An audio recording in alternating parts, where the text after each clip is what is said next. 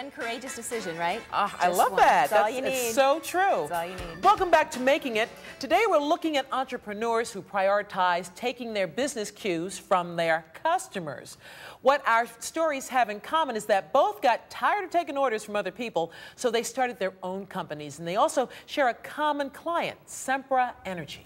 Sempra operates utilities and develops energy infrastructure. It services more than 29 million consumers in the United States, Europe, Mexico, Canada, South America, and Asia.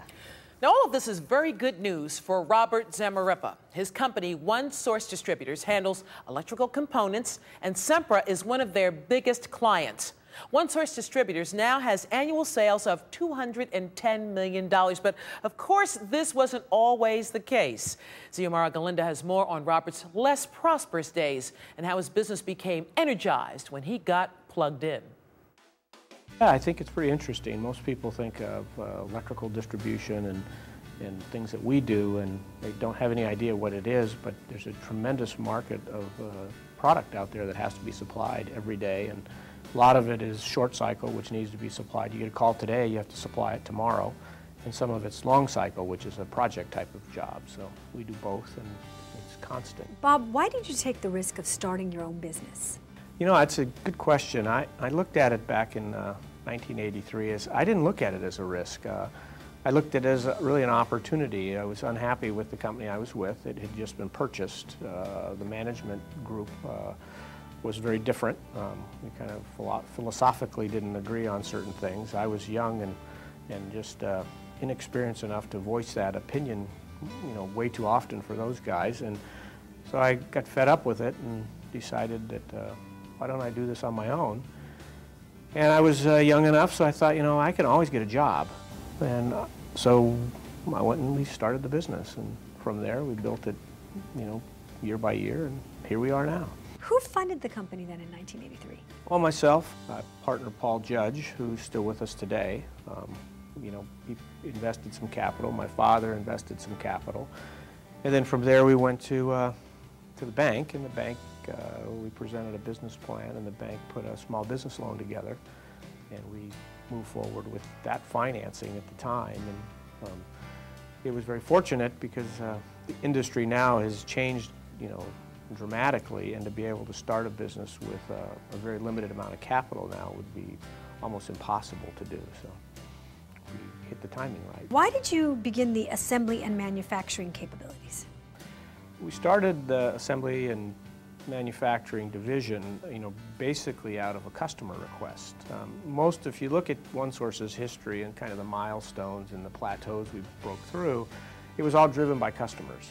Customer request asked us to do something, and then from our perspective, you know, we're business folks, so we're somewhat paranoid that if we don't do it, they'll take the business somewhere else. And then we're entrepreneurs, so we thought, well, why don't we do it? And fortunately, you know, my partner Paul is always pushing, always asking us to kind of go the extra mile and do things that take us out of our comfort zone at times, and particularly me. So we decided that it was a good value for our customers. They were asking for products to be assembled versus us just supplying parts. So from there, we've grown a pretty big business that adds a lot of value to our customers, and we have been able to be successful at it over the last 5 years.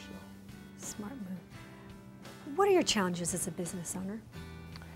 I think the challenge that I look at in the future is really continued associate employee development. The biggest benefit to our business and the biggest value to us is our people. And we've got to continue to invest in the resources to try and allow them to progress in their careers, be a great place to work, take care of their customers, take care of the company, so they can grow the business, you know, grow their income, put their kids through college. It's important to us to develop that.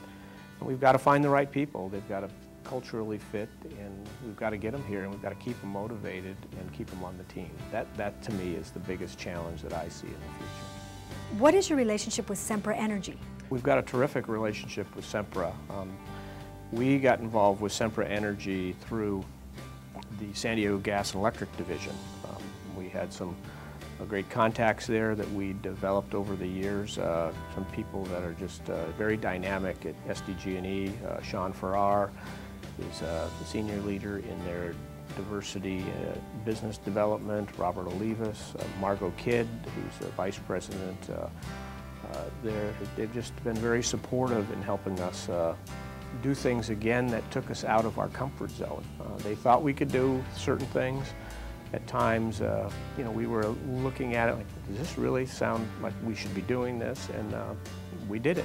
So you need people like that to push you, customers, and they've done that. The Southern California Gas Group, again, is another part of Sempra that's been very strategically important to us.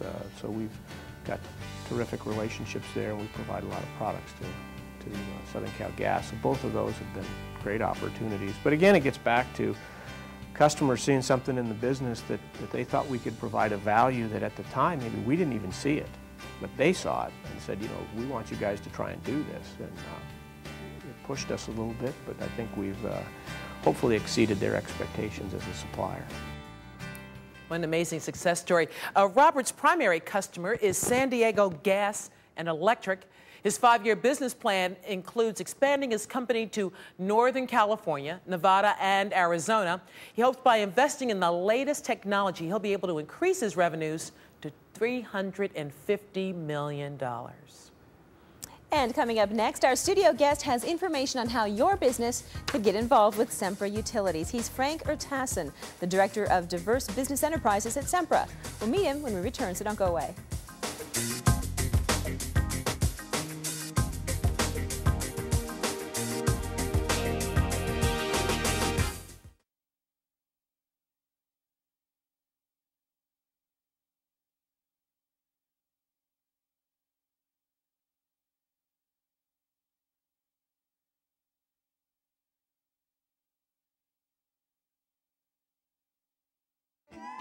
You can reach Janice Brown of Brown Law Group at www.brownlawsd.com. And you can contact Robert Zamarripa at OneSource Distributors. His website is www.onesourcedis.com. Now let's turn things over to Lynette, who's in studio with our special guest.